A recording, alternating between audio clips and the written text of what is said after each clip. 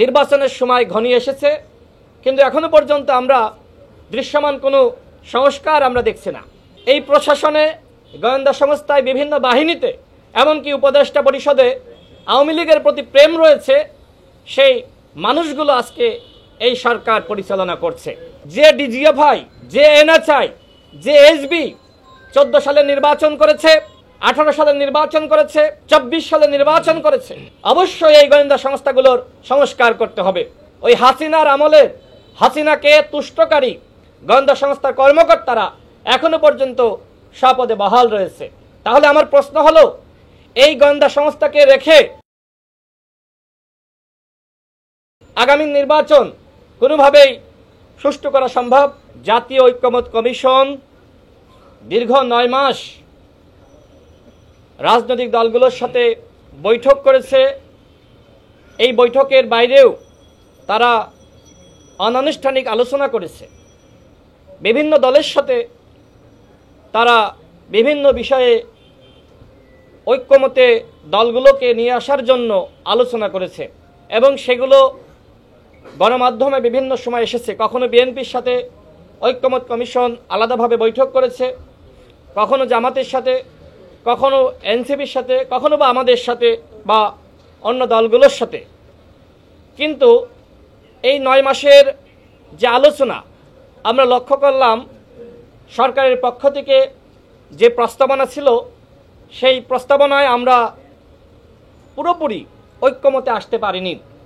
আমরা মোটামুটি 80% ঐক্যমতে পৌঁছেছি, আর 20% নিয়ে আমাদের ভিন্ন মত আছে। আমি ঐক্যমত কমিশনকে বলেছিলাম যে আপনারা যদি আরও 1 বছর আলোচনা করেন, আপনারা কোনোভাবেই এই 20%কে আপনারা ঐক্যমতে আনতে পারবেন না। যেহেতু আমরা ভিন্ন ভিন্ন দল করি, আমাদের কর্মসূচি, আমাদের লক্ষ্য উদ্দেশ্য, আমাদের আদর্শ প্রত্যেকটা দলেরই আলাদা, সুতরাং এতটুকু মত পার্থক্য থাকবে। তবে সরকার বা ঐক্যমত কমিশন যে জায়গায় ভুল করেছে সেটি হলো, যখন এই কমিশনগুলো গঠিত হয়েছিল, এই কমিশনের পক্ষ থেকে আমাদের প্রত্যেকটা দলকে আহ্বান করা হয়েছিল আমরা যাতে আমাদের প্রস্তাবনা ঐক্যমত কমিশনের কাছে আমরা উত্থাপন করি।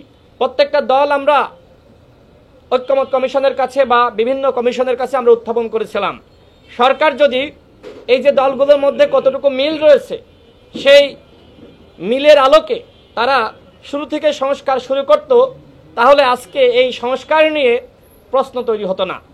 আমরা লক্ষ্য করছি নির্বাচনের সময় ঘনিয়ে এসেছে, কিন্তু এখনো পর্যন্ত আমরা দৃশ্যমান কোনো সংস্কার আমরা দেখছি না। আমরা লক্ষ্য করছি বরং এই প্রশাসনে, গোয়েন্দা সংস্থায়, বিভিন্ন বাহিনীতে, এমনকি উপদেষ্টা পরিষদে আওয়ামী লীগের প্রতি প্রেম রয়েছে, সেই মানুষগুলো আজকে এই সরকার পরিচালনা করছে। এইটা তো আসলে গণঅভ্যুত্থান পরবর্তী সরকারের কাছে আমাদের প্রত্যাশা ছিল না। আমরা আগেই বলেছিলাম যে ডিজিএফআই, যে এনএসআই, যে এসবি 14 সালে নির্বাচন করেছে, 18 সালে নির্বাচন করেছে, 24 সালে নির্বাচন করেছে, অবশ্যই এই গোয়েন্দা সংস্থাগুলোর সংস্কার করতে হবে। কিন্তু আপনারা কি সাংবাদিক ভাইয়েরা এখনো পর্যন্ত শুনেছেন কোনো গোয়েন্দা কর্মকর্তার বিরুদ্ধে ব্যবস্থা গ্রহণ করা হয়েছে? হয়তো হাতে গোনা 2-1 জন, কিন্তু অধিকাংশ ওই হাসিনার আমলের, হাসিনাকে তুষ্টকারী গোয়েন্দা সংস্থার কর্মকর্তারা এখনো পর্যন্ত স্বপদে বহাল রয়েছে।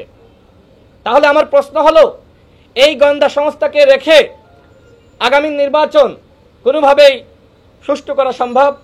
আপনারা জানেন, সাবেক কলঙ্কিত প্রধান নির্বাচন কমিশনার নুরুল হুদা, সে কিন্তু গ্রেপ্তারের পরে যখন তাকে কোর্টে তোলা হয়েছে, সে স্পষ্ট করেছে যে আমরা শুধুমাত্র চেয়ারে বসেছিলাম আর নির্বাচন করেছে এনএসআই, ডিজিএফআই।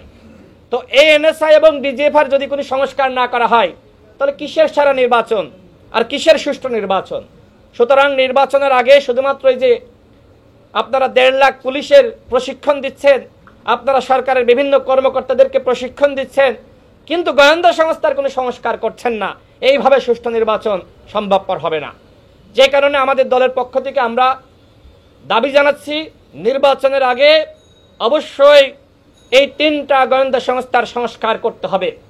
যারা 14 সালের একতরফা নির্বাচন, 18 সালের নিশিরাতের নির্বাচন, 24 সালের ডামি নির্বাচনের সাথে জড়িত ছিল ওই সকল ডিসি, এসপি, ইউনো, গোয়েন্দা সংস্থার কর্মকর্তা এবং নির্বাচন কমিশনের কর্মকর্তাদেরকে অবশ্যই শাস্তির আওতায় আনতে হবে এবং তাদেরকে চাকরিচ্যুত করতে হবে। অন্যথায় ওই আওয়ামী আমলের কর্মকর্তাদেরকে স্বপদে বহাল রেখে কোনোভাবেই ইতিহাসের সেরা নির্বাচন জাতিকে উপহার দেওয়া যাবে না। সাংবাদিক ভাইয়েরা, প্রিয় দেশবাসী, আপনারা জানেন জাতীয় জুলাই সনদে অধিকাংশ রাজনৈতিক দল স্বাক্ষর করেছে।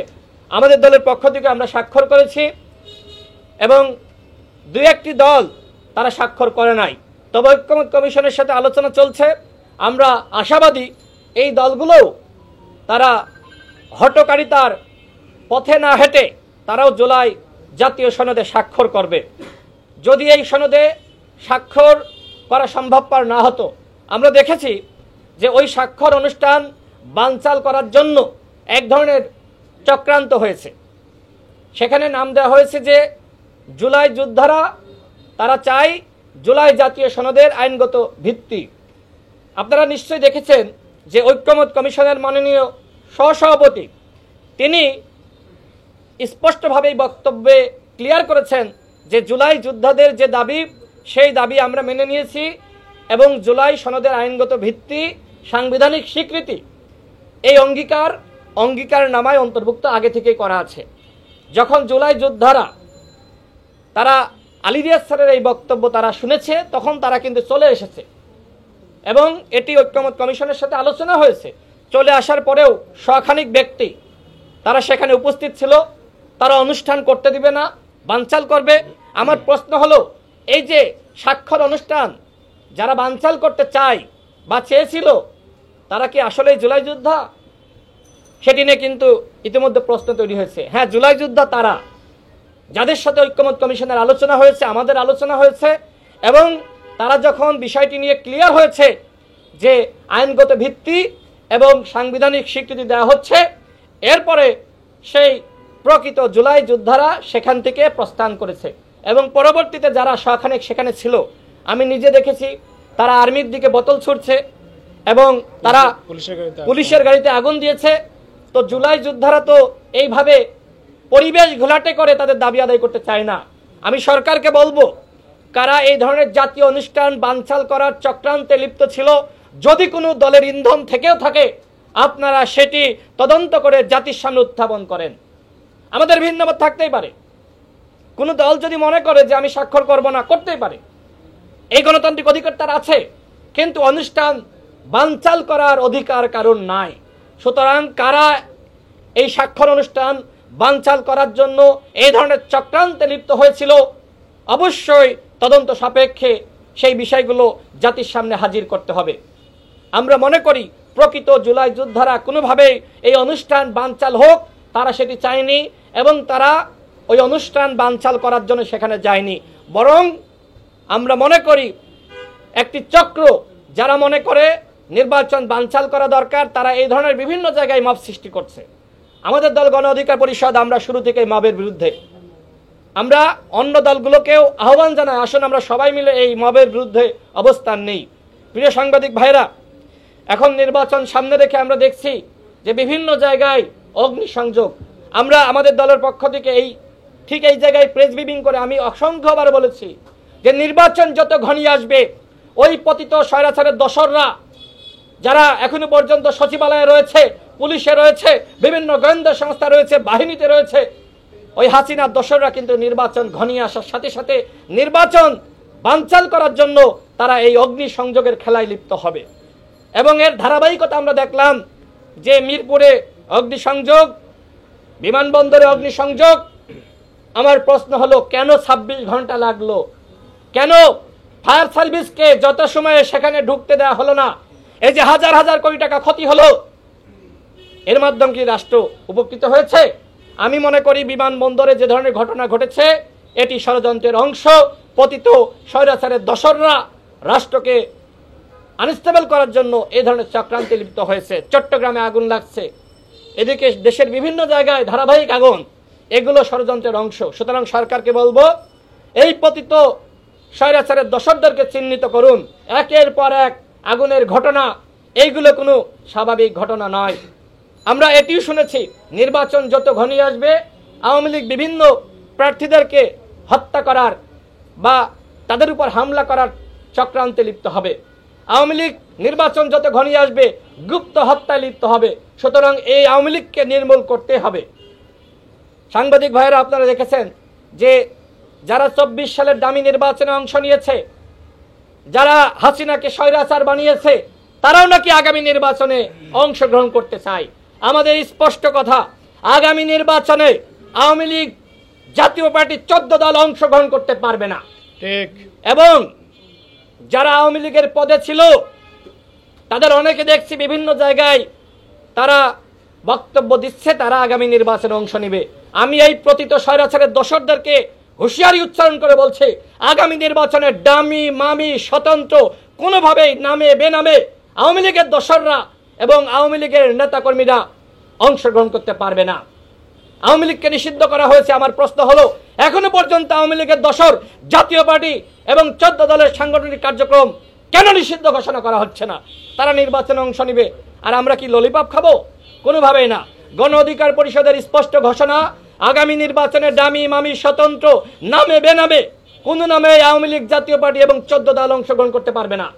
এবং আওয়ামী লীগের মতন করে 14 দল এবং জাতীয় পার্টিকে নিষিদ্ধ করতে হবে।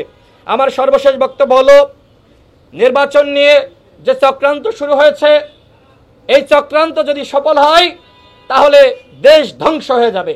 changeTV.press, এক ফোঁটা হলুদ নেই।